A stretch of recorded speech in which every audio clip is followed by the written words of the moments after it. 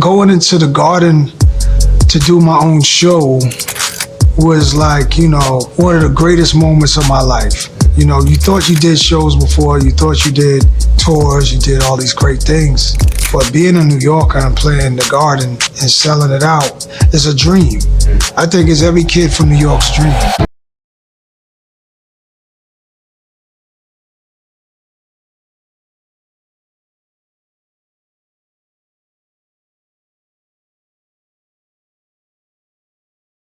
Front on what the Bronx has brought to the table earlier. Whole New York was doing hip hop, but no one, I think, was doing it on the level of the Bronx.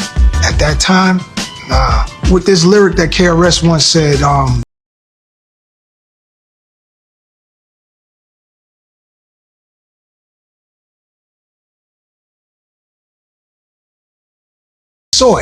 he saw it, and it was like artists from that era was fighting for hip hop to live. So to see that we're here and it survived and it's thriving, well, I think that's a beautiful thing. And then for younger artists who are just like 20 years old to realize the history that comes, that was there, that was laid down, for them to look at it and go, wow, look at this. This is a long history.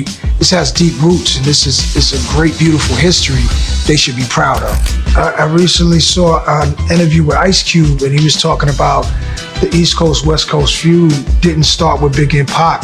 It was kind of before that. It was just normal, territorial vibes. It's just, we represent this, y'all represent that.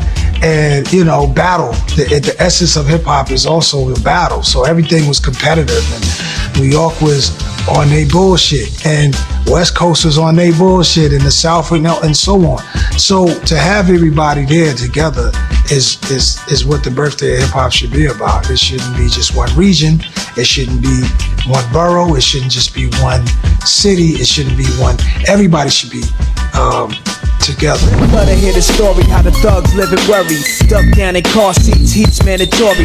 The streets are the streets, and we listen to music from people directly from those circumstances. Young kids that are making hit records, telling you what's happening. Once these artists get into the game and realize you're changing the life, you're changing your life, you're changing your family's life for generations to come, if you can stay alive and stay out of jail. That seems like some easy things to do. But when you're fresh from that, it's all you know. So it takes some time to really believe. You don't trust somebody who's been rich for 20 years to tell you to chill out when you just came from an environment where nobody's on chill. You think they over the hill, they don't know what they're talking about. So to get them to get where we're at, it's gonna take a lot of work. Bye, baby, I guess you know why I had to leave. 7 months in your pregnancy, about to have my seed. Whoever got far coming from zero, I love to hear them talk, because you find out you can relate to a lot of things they have to say, and then you realize that what's in them, it's also in you, but you also have your own unique things. So some people you might think are smarter than you realize, nah, I look at this differently. I think I'm not smarter, but I'm not the dumbest guy in the room. And that's what you realize when you're around smart people. You're not far off. You think that you're far off and you don't know what's going on, but you do. In most cases, you know more than the people you thought was smarter than you. A lot of people come to me and say, we're taking your approach and taking your this, and we become successful doing this and that and the other. And that is something that I never saw happening.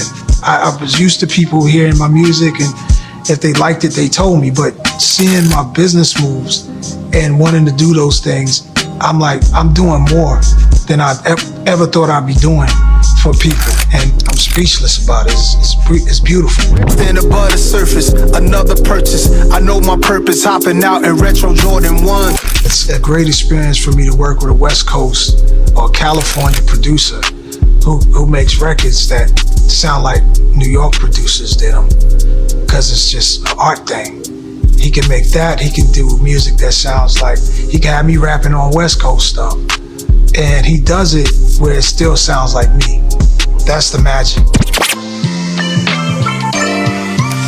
I'm gonna do what I wanna do now.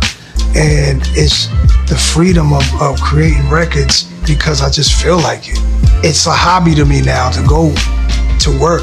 I don't know how long it'll last, this feeling I have. I don't know how long my feeling for making music the way I feel now is gonna last, but I'm going for it at the moment. And it's making me have so much fun. I want more people to join me from my era. I want them to join it, releasing records, working hard on them shits. I want to hear how people feel. I want to hear their art. I don't want to hear the trends. I want to hear the art. Express it, do it, be free. And that's what I'm trying to give to the game now, is that, straight up, just be free with it. I don't pay attention to anything except what I'm doing at this point, because I'm having so much fun that I don't even look up to see what's going on. So I could say I never had this amount of fun, but I had a lot of fun in my life and in the business. But I mean, it feels unmatched. This feeling is unmatched.